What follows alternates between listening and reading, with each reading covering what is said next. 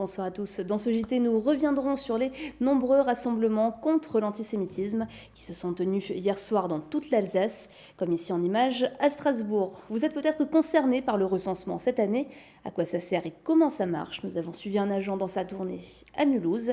Et puis, se retrouver dans un train à l'arrêt sans information, ça vous est peut-être déjà arrivé. Eh bien, cela ne devrait plus, en tout cas dans les TER Grand Est. Un programme d'amélioration de l'information voyageur est en cours de développement. Hier soir, de nombreux rassemblements se sont tenus dans toute l'Alsace pour dire non à l'antisémitisme. Reportage Place de la République à Strasbourg, Camille Roland et Fanny Kunz.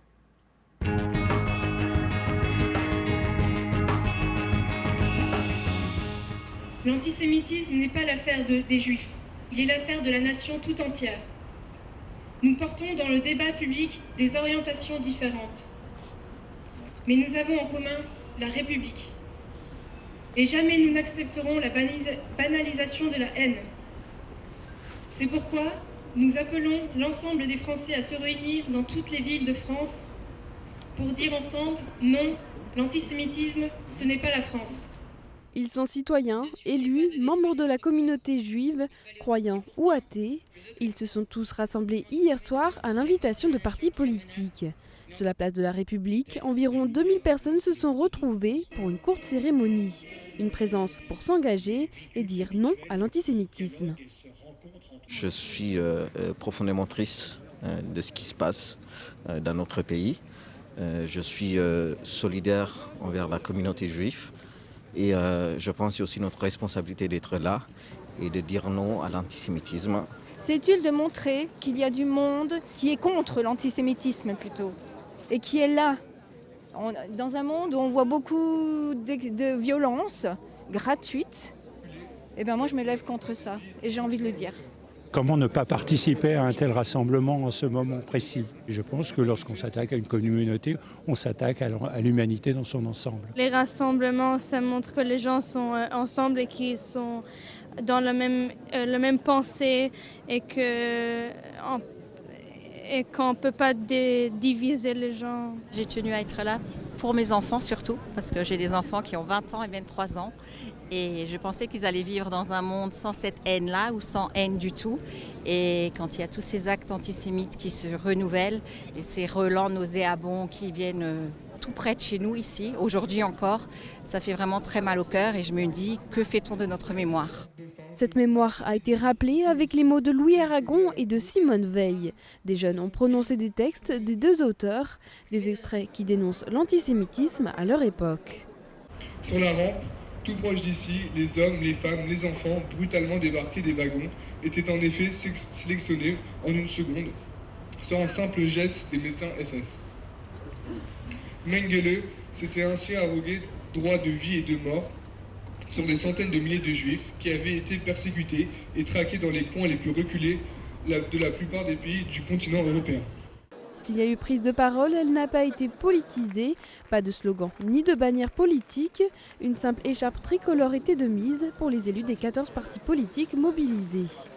C'est important aussi que ce mouvement soit porté d'abord par des partis et des mouvements politiques de gauche et de droite, et de manière parce que l'antisémitisme, ce n'est pas qu'une question pour les juifs, ou ce n'est pas qu'un problème pour les juifs, c'est un problème des citoyens français face à ce déchaînement de haine. C'est important que dans ces moments forts, que la solidarité et la fraternité s'expriment. Nous sommes à Strasbourg, nous sommes dans une ville qui a été marquée pendant la Deuxième Guerre mondiale. Nous avons une histoire assez dure. Donc c'est important que les Strasbourgeois, que les Barinois fassent un message d'espoir. On a atteint aujourd'hui un stade de l'horreur qui n'est plus tolérable. Et on se doit de réagir. Alors on se doit de réagir en montrant qu'on n'est pas d'accord avec ce qui se passe. C'est le cas de ce soir.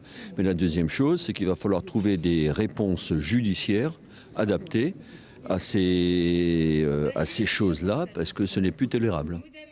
Une cérémonie qui s'inscrit dans un contexte lourd, alors que la journée a été marquée par la profanation du cimetière juif de Quatzenheim, avec 96 tombes taguées de croix gammées et d'inscriptions. Le président de la République Emmanuel Macron s'est rendu au cimetière l'après-midi pour adresser un message de fermeté contre les actes antisémites. Un message relayé par le préfet de la région, présent hier soir également. C'est un rassemblement contre l'antisémitisme qui a frappé, une fois de plus, ce que nous faisons là. Montrer que nous sommes droits, républicains, que nous promouvons nos valeurs, que nous les enseignons à nos enfants et que dans ce pays, il n'y a pas place pour la cour d'aimé. Tandis que les cloches de la cathédrale résonnaient, la foule s'est tue pendant une minute de silence. Un moment de recueillement clôturé par l'hymne national. Et puis au lendemain de la profanation du cimetière juif de Quatzenheim, l'enquête se poursuit. Les gendarmes de la section de recherche de Strasbourg ont été rejoints aujourd'hui par des experts de l'Institut de recherche criminelle venus de Paris. Dans le reste de l'actualité, c'est la fin pour les cahiers de doléances mis en place dans les mairies dans le cadre du grand débat national. Ils doivent maintenant être transmis aux préfectures et sous-préfectures. Dans le Bas-Rhin, 202 communes ont mis à disposition de leurs citoyens des cahiers. Dans le Haut-Rhin, elles étaient 257, soit 70% des communes du département.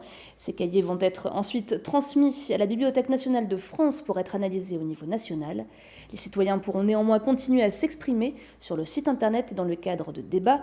115 réunions ont été organisées ou sont planifiées d'ici au 15 mars dans le Bas-Rhin, 60 pour le Haut-Rhin. Se retrouver bloqué dans un train à l'arrêt, sans aucune information, ça vous est probablement déjà arrivé si vous êtes un utilisateur régulier des TER. Eh bien, cela ne devrait plus se produire dans le Grand Est. Le président de la région a demandé à la SNCF de mettre en place un programme d'amélioration de l'information aux voyageurs. Adeline Piron. À 2 pas de la gare, il s'active et pianote. Chaque jour, depuis un mois, des agents SNCF et des community managers renseignent les usagers du TER Grand Est via un compte Twitter. Objectif ? Être au plus proche des voyageurs pour pouvoir les informer, notamment en cas de panne ou d'accident. On répond aux questions en pool des clients donc qui viennent directement en public et en privé demander pourquoi il y a une suppression, pourquoi il y a un retard, si on peut augmenter la température dans un train par exemple. Voilà. Un compte ouvert suite à de nombreuses plaintes des usagers réguliers qui manquaient d'informations lors de perturbations. Alors le président de la région Grand Est a demandé à la SNCF de mettre en place un plan d'action pour améliorer l'information voyageurs.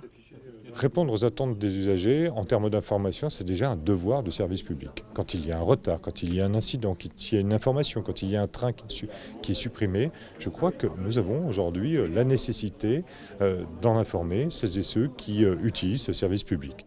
S'il est le plus rapide et intuitif, Twitter n'est pas le seul canal de communication. Des bornes interactives existent à Obernai, Toul et Épernay.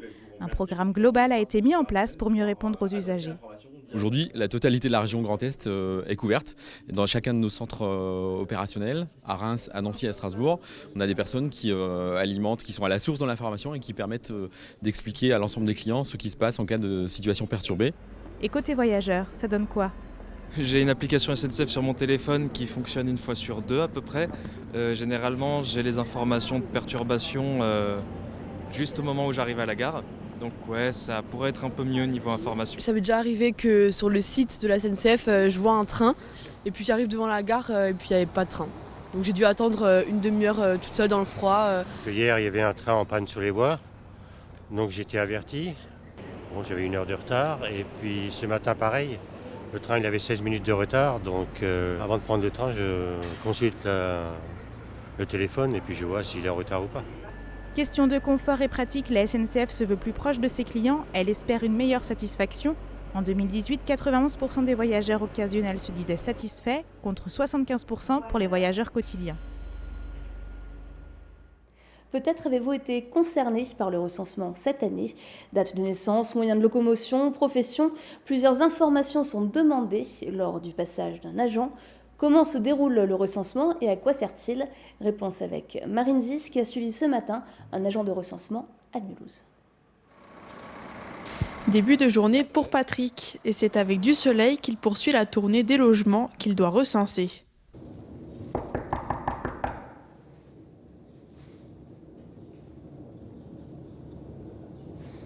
Personne. Et donc là, du coup, c'est la combienième fois que vous... Là, ça sera la... c'est simple, hein, c'est chaque passage est noté. Hein. Donc 1, 2, 3, 4, 5, 6, 7, 8. Ça sera là, c'était la 9e. La campagne se termine ce week-end, voilà pourquoi Patrick est déjà passé plusieurs fois à cette adresse. Il ne lui reste d'ailleurs plus que 13 logements à recenser avant samedi. Et le voilà chanceux après quelques portes restées fermées.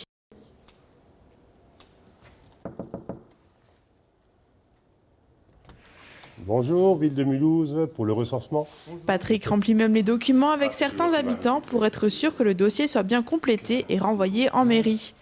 Comme lui, 20 agents sillonnent la ville depuis le 17 janvier. Lorsqu'une commune compte 10 000 habitants ou plus, le recensement a lieu tous les ans. C'est le cas à Mulhouse. Chaque année, la collecte se déroule auprès d'un échantillon de 8% de la population. Ça nous permet aussi de réajuster les besoins qu'il peut y avoir au sein d'une commune.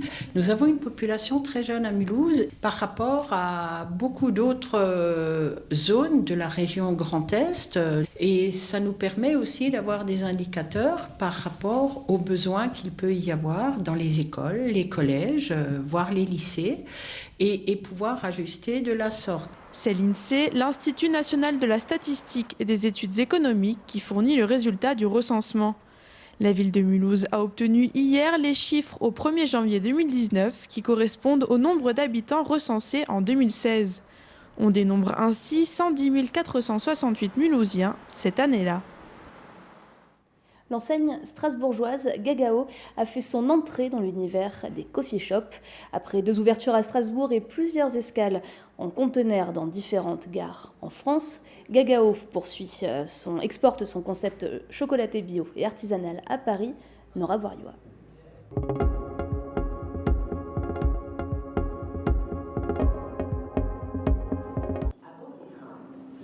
Métro, boulot, Gagao, voici le leitmotiv de l'enseigne strasbourgeoise à Paris. Implanté dans la gare RER Châtelet-Les Halles depuis septembre, ce point de vente permet aux voyageurs franciliens de déguster ces boissons sur leur trajet. Alors Châtelet, il faut savoir que c'est la plus grande gare d'Europe, c'est 800 000 passagers par jour, c'est le cœur dans tous les sens du terme de Paris. C'était l'ancien marché, l'ancien Rungis qui faisait manger les Parisiens, qui est devenu un centre commercial, qui est une zone très très dense. Donc c'était intéressant pour nous de démarrer au cœur de Paris. On a ouvert à la gare TGV de Strasbourg, donc on a tous les Strasbourgeois qui prennent le train pour Paris, qui cherchent une boisson chez nous. Et on voulait être à l'autre bout du TGV et s'installer à Paris. Voilà. Lancé à Strasbourg en 2014 par le pâtissier chocolatier Stéphane Gross, Gagao a pour ambition de démocratiser le chocolat chaud. À la carte, on retrouve les mêmes produits qu'en Alsace, bio, artisanal et équitable. Les laits, les poudres de chocolat sont de toute façon fabriqués dans notre atelier à Strasbourg par nous-mêmes. La différence, c'est que le café est à Paris torréfié par un torréfacteur parisien et à Strasbourg par un torréfacteur strasbourgeois. Et on a fait quelques adaptations pour, disons, un tout petit peu cibler la gamme sur des produits phares à Paris. Il y a peut-être 2-3 produits en moins par rapport à Strasbourg, mais c'est vraiment minime. Aujourd'hui, Gagao compte une vingtaine de salariés et prévoit le recrutement de 15 à 20 personnes supplémentaires pour ses prochaines ouvertures en mars à Paris et en mai à Strasbourg. RGDS, partenaire des Alsaciens qui s'engagent. Et on termine ce journal avec l'image du jour. Elle est signée d'Olivienne. C'est en Alsace, à Blotzheim, que se déroulera le samedi 4 mai prochain l'élection Ink Girl France 2019. Il a pour but d'élire la plus belle femme tatouée de France. Mais son objectif est également de casser les codes des Miss traditionnelles et de faire évoluer les mentalités dans le monde du travail et de la mode. 15 candidates seront en lice, mais bizarrement, pas de Ink Girl alsacienne. C'est Cynthia qui aura la charge de représenter tout le Grand Est.